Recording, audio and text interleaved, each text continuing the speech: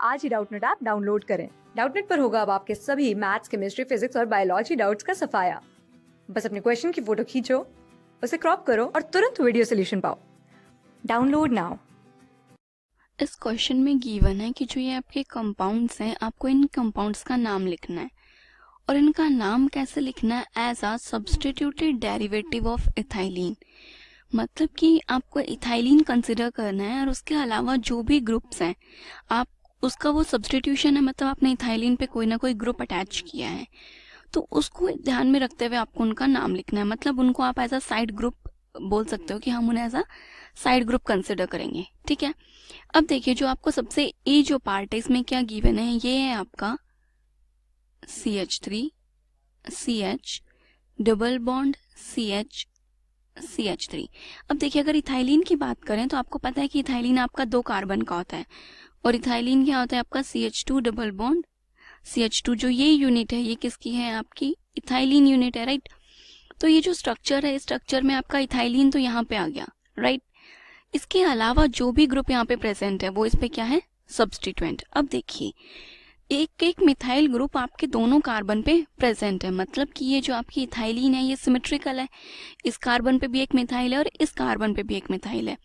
जब इस टाइप से आपके कंपाउंड में सब्स्टिट्यूशन हो तो आप उसके लिए पहले मेंशन करेंगे कि जो आपकी इथाइलिन है वो सिमेट्रिकल है या अनसिमेट्रिकल है।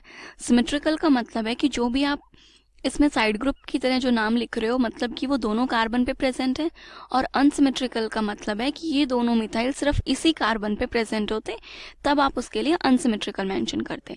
तो अब ये सिमेट्रिकल है तो यहाँ पे सबसे पहले आप लिखोगे सिमेट्रिकल, ठीक है। देन इसका नाम लिखते हैं जिसमें ये हमारे साइड सब्स्टिट्यूएंट है, तो साइड सब्स्टिट्यूएंट का नाम पहले लिखोगे तो ये आगे dimethyl, symmetrical dimethyl, और उसके बाद क्या बच गया आपका इथाइलिन, डाया मिथाइल इथाइलिन। ये इस कंपाउंड का नाम हो गया।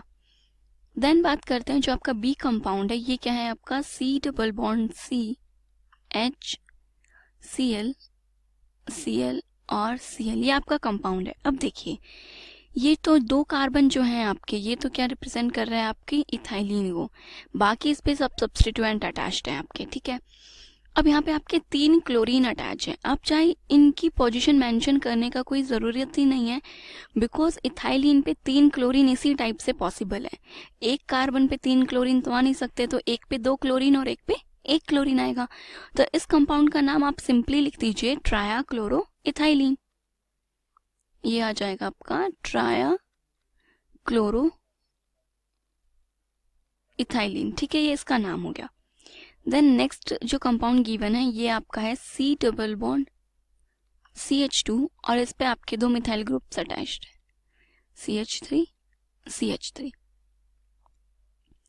तो ये तो आपका इथाइलिन है। अब जो इस कार्बन पे आपके 2 मिथाइल ग्रुप अटैच्ड हैं बट इस कार्बन पे तो कुछ भी अटैच नहीं है, तो ये जो आपकी इथाइलिन है ये कैसी है, अनसिमेट्रिकल है। तो सबसे पहले तो आपको ये बताना पड़ेगा कि ये आपकी अनसिमेट्रिकल इथाइलिन है। देन इन दोनों मिथाइल को हम ऐसा साइड सब्स्टिट्यूएंट मान रहे हैं, तो यहाँ पे आप लिखोगे डायामिथाइल, ओके। डायामिथाइल के बाद सब्स्टिट्यूएंट्स बता दिए, तो अब जो इथाइलिन यूनिट है आप ये लिखेंगे, ये हो जाएगा आपका इथाइलिन। तो ये इस कंपाउंड का नाम हो गया। देन बात करते हैं जो आपका नेक्स्ट कंपाउंड गिवन है ये वाला, इसमें आपका किस टाइप से स्ट्रक्चर है, ये है C double bond CH2। Then बोल रहे हैं इस पे 2 यूनिट्स अटैच्ड हैं आपके CH2 की, तो इधर है आपका CH डबल बॉन्ड CH2, ये है CH डबल बॉन्ड CH2। अब देखिए ये जो यूनिट है ये तो आपके इथाइलिन की यूनिट है, एक कार्बन पे आपके 2 साइड सब्स्टिट्यूएंट्स लगे हुए हैं। अब आपको पता है कि आप इस कंपाउंड का नाम कैसे लिखेंगे, बिकॉज ये अनसिमेट्रिकल एल्कीन है, आपकी सिमेट्रिकल नहीं है। तो सबसे पहले तो आप इसका यही डिफाइन करेंगे कि ये है आपका अनसिमेट्रिकल। देन यहाँ पे एक ही कार्बन पे 2 सब्स्टिट्यूएंट हैं तो ये आ जाएगा डाई। अब बात ये है मेन कि ये जो सब्स्टिट्यूएंट है आपका इसका नाम क्या है, ये है आपका विनाइल। बिकॉज आप इस टाइप से भी देख सकते हैं कि डबल बॉन्ड के एडजेसेंट पे जब कोई भी ग्रुप प्रेजेंट होता है, मतलब डबल बॉन्ड के जस्ट उस पे जो ग्रुप प्रेजेंट होता है वो विनाइल होता है, और अगर उसके एडजेसेंट कार्बन पे प्रेजेंट होता है तो असाइल ग्रुप हो जाता है, ठीक है। तो ये आपका क्या है, विनाइल, तो आप यहाँ पे लिखोगे डाया विनाइल। ठीक है, डाया विनाइल, इन दोनों ग्रुप को मेंशन कर दिया। देन ये क्या है आपका इथाइलिन, तो ये हो जाएगा आपका डाया विनाइल इथाइलिन। देन देखिए जो आपका नेक्स्ट एग्जाम्पल है उसमें ये तो आपकी एल्कीन है, देखिए यहीं पर देख लीजिए ये है आपकी एल्कीन। देन इस एल्कीन पे आपके जो विनाइल ग्रुप है वो सब्सटीट्यूटेड है, तो इस कंपाउंड का नाम अगर हम लिखेंगे तो क्या आ जाएगा, सिमेट्रिकल है, बिकॉज एक विनाइल ग्रुप इधर और एक विनाइल ग्रुप इधर है। तो आप सबसे पहले लिखेंगे सिमेट्रिकल, देन दो विनाइल ग्रुप अटैच्ड हैं तो ये आएगा आपका डाया विनाइल, और उसके बाद इथाइलिन, ये इस कंपाउंड का नाम हो गया। ठीक है, तो ये जितने भी हमें कंपाउंड्स गिवन थे इन सभी का जो आपके सब्स्टिट्यूटेड कंपाउंड्स थे ये इथाइलिन के, उन सभी के हमने नाम लिख दिए। सबसे पहले आपको उनमें मेंशन करना होता है कि वो आपके सिमेट्रिकल इथाइलिन है या फिर अनसिमेट्रिकल इथाइलिन है।